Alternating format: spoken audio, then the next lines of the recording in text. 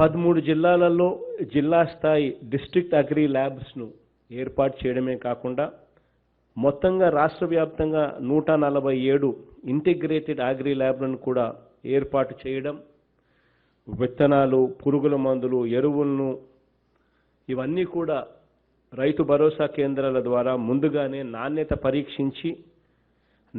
పరీక్షలు నిర్వహించి రైతులకు అందిస్తా ఉన్న ప్రభుత్వం కూడా మనది అని చెప్పి కూడా సగర్వంగా తెలియజేస్తా ఉన్నాను.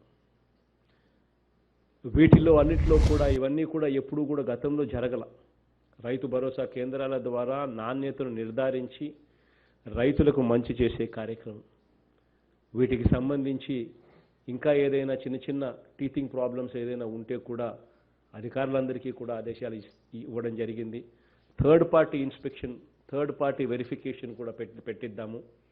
థర్డ్ పార్టీ వెరిఫికేషన్ చేయించి క్వాలిటీ మీద సస్టైనబుల్ లెవెల్లో క్వాలిటీ మానిటరింగ్ జరిగేట్టుగా చర్యలు తీసుకోండి అని చెప్పి కూడా అధికారులకు తెలియజేస్తా ఉన్నాను. ఈ సందర్భంగా కూడా ఈ దిశగా అడుగులు ఏమని చెప్పి కూడా అదే అధికారులకు కూడా తెలియజేస్తా ఉన్నాను.